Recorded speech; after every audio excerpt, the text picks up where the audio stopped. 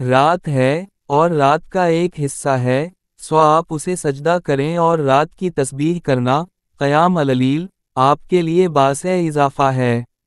یہ رات کا حصہ طویل ہے۔ ہمارا رب تبارک و تعالی ہر رات آسمان دنیا پر نزول فرماتا ہے، جب رات کا آخری تہائی حصہ باقی رہ جاتا ہے۔ وہ فرماتا ہے، کیا کوئی دعا مانگنے والا ہے کہ میں اس کی دعا قبول کروں؟ کیا کوئی سوال کرنے والا ہے کہ میں اسے عطا کروں؟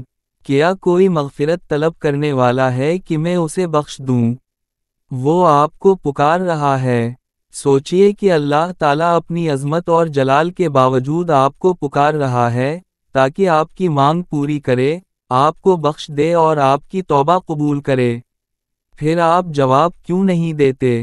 کیا آپ ہی نہیں ہیں جو پریشان ہیں اور اپنی پریشانی دور کرنے اور اپنی مراد پوری کرنے کے محتاج ہیں؟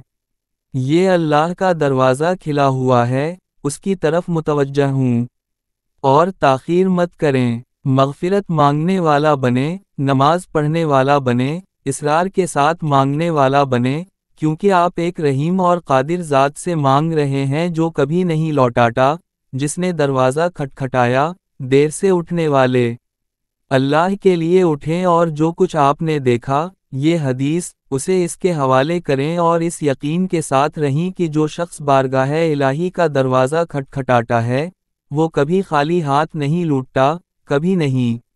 اللہ سے مان گئیے، ناممکن کو مان گئیے، وہ اپنے کرم سے آپ کو عطا فرمائے گا۔ اگر اللہ چاہے تو وہ آپ کو ضرور عطا فرمائے گا۔ مرادیں پوری ہونا اور خوابوں کا تعبیر ملنا قیام اللیل میں ہے۔ کیا آپ نوکری چاہتے ہیں؟ قیام اللیل کریں۔ کیا آپ رزق چاہتے ہیں؟ قیام اللیل کریں۔ کیا آپ سکون و طمانینت چاہتے ہیں؟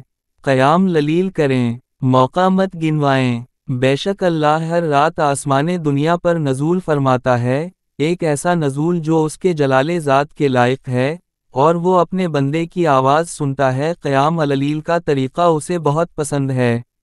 یہ ایک عظیم عبادت ہے۔ اللہ کی جود و کرم، یعنی سخاوت اور فضل، کی امید رکھیں۔ اللہ جانتا ہے آپ کی خواہشات یا ضروریات۔